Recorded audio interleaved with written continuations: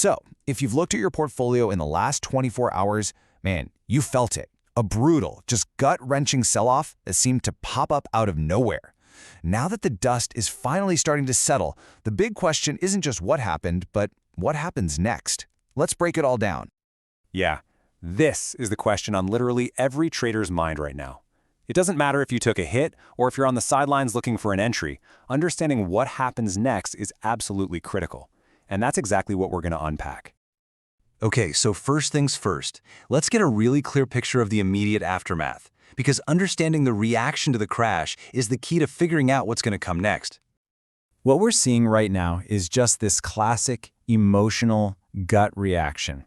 You know, as traders in different time zones are waking up to these massive overnight losses, their first instinct is pure fear.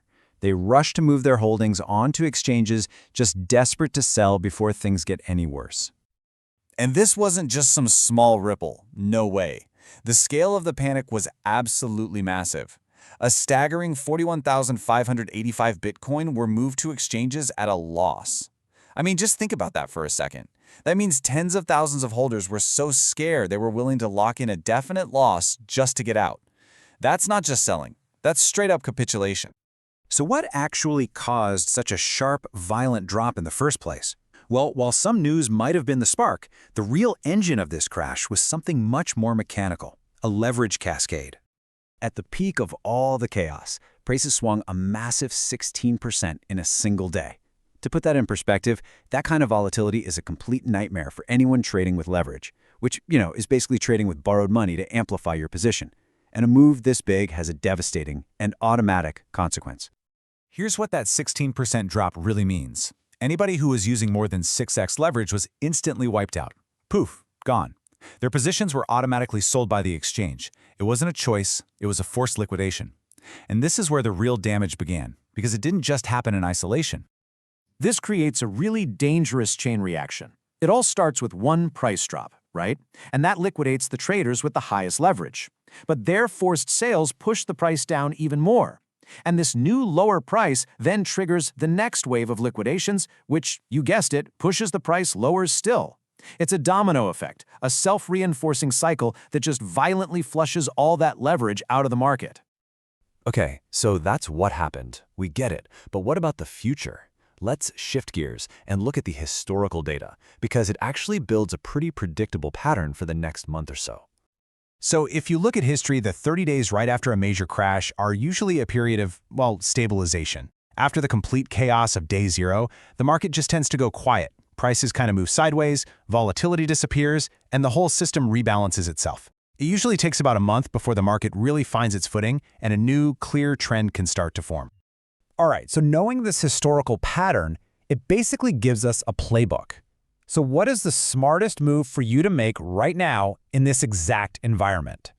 And honestly, this might be the single most valuable piece of advice right now. The impulse to jump right back in and win it all back is so powerful, especially if you took a loss. But the market needs time to reset, and frankly, so do you. Trying to force a trade out of anger or frustration, what they call revenge trading, is the fastest way to lose even more. So let's be crystal clear about this. Do not try to make your money back in one heroic trade. Your emotions are high and the order books are thin, which just means there are way fewer buyers and sellers than normal. This makes the price just whip around violently and unpredictably. Trading right now isn't really trading, it's gambling. Look, the key takeaway here is super simple. Your biggest edge in an environment like this isn't some crazy, complex strategy. It's patience. The smartest, highest probability play is to just wait for the market to stabilize and for buyers and sellers to come back in force. Now, I know it might not feel like it at the moment, but crashes like this, they're not just destructive. They are also cleansing events that ultimately set the stage for a much healthier market on the horizon. Just think about the difference for a second. Before the crash, the market was fragile, It was totally overloaded with leverage and emotion. These painful flushes, as destructive as they are, they act as a necessary reset.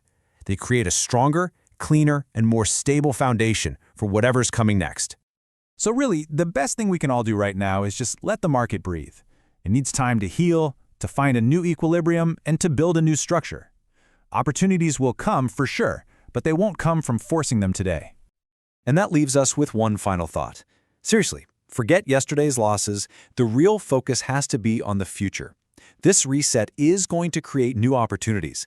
The key is to be patient, disciplined, and ready for them. So, when the market does reset, will you be prepared?